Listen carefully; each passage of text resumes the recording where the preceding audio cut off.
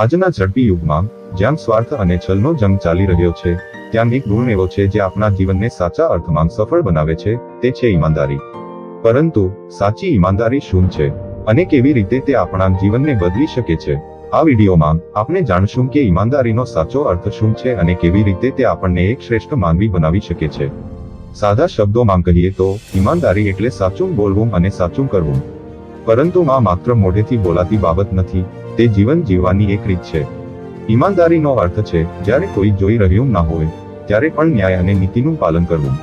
તે માત્ર સમાજ સામે નહીં પરંતુ પોતાની સામે પણ સાચા રહેવું છે. ઈમાનદારી એ માત્ર એક ગુણ નથી, તે માનવ સંબંધોનું પાયું છે. તે આપણા પર વિશ્વાસ બાંધે છે, આપણને સન્માન અને શાંતિ આપે છે. જો કોઈ વ્યક્તિ વારંવાર ખોટું બોલે તો એક સમયે લોકો તેનો વિશ્વાસ ખોઈ બેસે છે. આજના સમયમાં જ્યારે લાલચ અને શોર્ટકટ્સનો પ્રભુત્વ છે, ત્યારે ઈમાનદારી જાળવી રાખવી મુશ્કેલ બની ગઈ છે. લોકો સહેલું અને ઝડપી રસ્તો પસંદ કરે છે, પરંતુ આટલા પડકારો હોવા છતાં ઈમાનદારીને પકડીને રાખવી એ ખરેખર શુભેચ્છા છે. વાસ્તવમાં ઈમાનદારી લાંબા ગાળે સફળતા તરફ દોરી જાય છે. તે કદાચ તુરંત દેખાય નહીં, પણ સમય સાથે તે આપણને સાચા માર્ગ પર રાખે છે. ઇતિહાસ એવા અનેક ઉદાહરણોથી ભરેલો છે જ્યાં ઈમાનદારીએ મહાન નેતાઓ અને ઉદ્યોગપતિઓને શિખર પર પહોંચાડ્યા છે. પ્રશ્ન એ છે કે આપણે કઈ રીતે ઈમાનદારીને આપણા જીવનમાં દાખલ કરી શકીએ.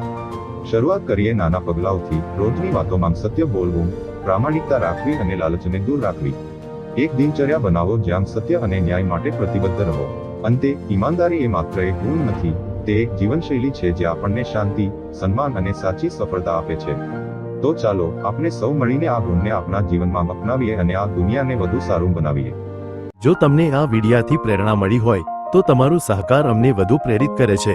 સબસ્ક્રાઇબ કરો, લાઇક કરો અને તમારા મિત્રો સાથે આ મેસેજ શેર કરો. સાથે મળીને આપણે પ્રેરણાનું એક મજબૂત અને સુંદર જૂથ બનાવી શકીએ. જય દ્વારકાધીશ.